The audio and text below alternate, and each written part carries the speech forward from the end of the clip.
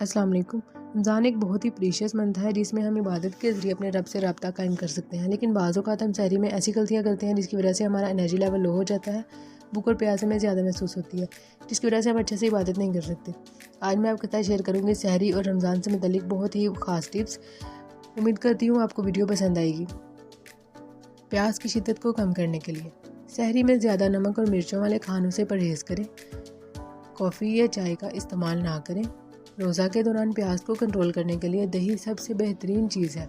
सहरी में दही या लस्सी का इस्तेमाल लाजमी करें। दही में 85% पानी होता है। इसके अलावा ये पोटेशियम कैल्शियम से भरपूर होता है। सहरी में इलायची का इस्तेमाल प्यास की शिद्दत को कम कर देता है। दही में इलायची पाउडर डालकर खाएं या इलायची के 2 से 3 दाने चबा लें।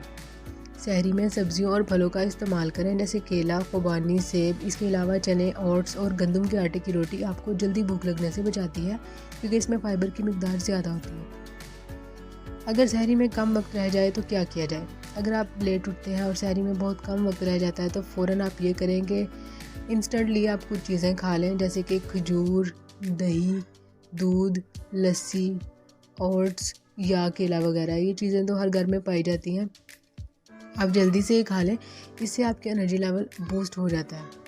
अक्सर देखा गया है कि लोग सुस्ती और काहली की वजह से सहरी नहीं करते। माहिरीन ने इस रवैये को बहुत गलत करार दिया है क्योंकि इससे आपको शदीद सरदर्द, शदीद थकान और कमज़ोरी महसूस होती है।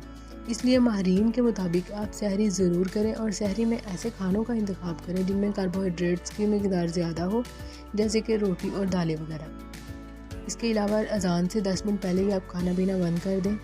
सहरी के फ़ौरन बाद सोने से परहेज़ करें क्योंकि सहरी के फ़ौरन बाद अगर आप सोएंगे तो इससे होता क्या है कि मोटापा, बदहज़मी और तेज़ाबियत में आप मुब्तला हो सकते हैं। सहरी में अचार ना खाएं। चीनी से मुकम्मल परहेज़ करें जैसे सॉफ्ट ड्रिंक्स, डब्बे वाले जूस, मिठाइयाँ वगैरह सहरी में इस्तेमाल ना करें क्योंकि इससे प्यास की शिद्दत में इजाफ़ा होता है, मुँह जल्दी खुश्क हो जाता है। ऐसी चीज़ों का इस्तेमाल ना करें जिनमें कैफ़ीन ज़्यादा हो जैसे चाय, कॉफ़ी और चॉकलेट वगैरह। ये चीज़ें हमारे जिस्म के दर्जा हरारत में इजाफ़ा करती हैं और हमें प्यास का एहसास होता है। इसके अलावा सहरी में कम से कम 2 गिलास पानी ज़रूर पिएं ताकि आपको डिहाइड्रेशन यानी कि पानी की कमी का सामना ना हो। सहरी में सफ़ेद आटे की बजाय चक्की के आटे का इस्तेमाल करें और 2 खजूरें ज़रूर खाएं।